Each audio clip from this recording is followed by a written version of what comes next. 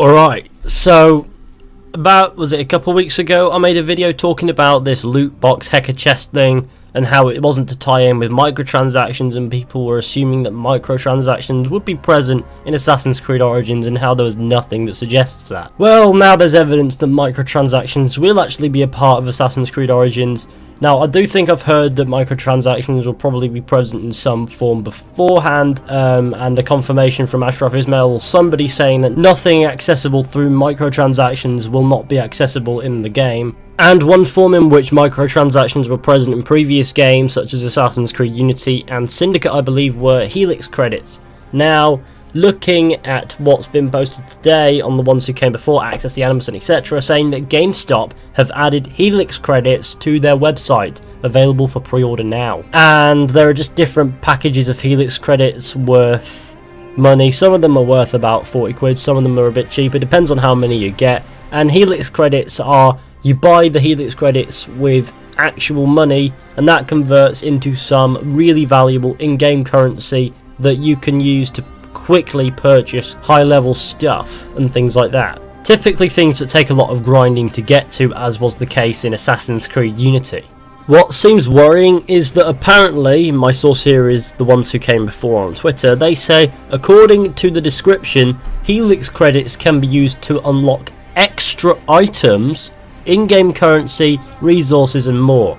So, in-game currency, resources and more we can sort of disregard at the moment, but extra items. So are these things that you can only unlock through Helix credits? Because that'd probably be a little bit annoying for a couple of people. But we've got nothing on that at the moment to suggest that by extra items it doesn't mean just extra stuff that you probably won't care about. And as long as they don't cut a major portion of the in-game stuff and say this is only accessible through microtransactions, and as long as they keep the suggestion of microtransactions out of your face, then I think that everything will be fine and it's nothing to worry about. But I do understand a lot of people worrying that it could be like Unity, where microtransactions were quite present and they were quite annoying because you could either grind for hours and hours and hours to get one piece of gear, or you could just buy £20 worth of Helix credits and get it in like a minute.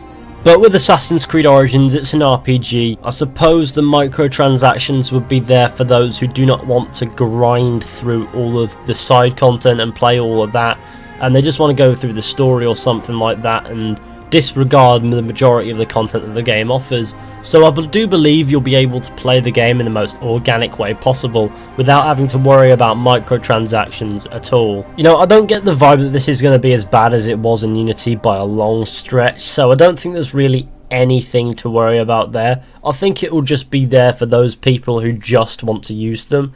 And if you want to avoid using microtransactions and obtain the money and the resources to do things in the most organic way possible, the most genuine way possible, I don't think there'll be anything to stop you or to take you tedious hours to do so. So I think that everything here will be fine. I'm not saying I get it why they're there. I think that people should be playing the game the genuine way, as opposed to using in real life money to spend in the game to quickly do things. But then again, that's their money, so they can do that. And at the same time, the developers need to get some money in there on the side as well, because obviously there's a lot of free content being offered for this game and they have to fund getting that sorted, and they can't do that if it's not funded. So what better way than to add some microtransactions for people who wish to use them? Other than that, they won't be forced on anybody. So yeah, is it really a big issue? No, it's not an online game, it's not pay to win, it's completely offline, it's your own experience. If you don't want to use the microtransactions, don't. It is really that simple. But unless proven otherwise, I don't think that this is going to be a major bad issue going on here, because I just feel as if it will be there for people who want to use it, as I've said like 6 times already. But anyway guys, do let me know what you think down in the comments section. Thank you all for watching, I hope you enjoyed. Be sure to go ahead, leave a like, subscribe, share, comment, let me know what you think. I've said that twice, and I'll see you all very soon with another video.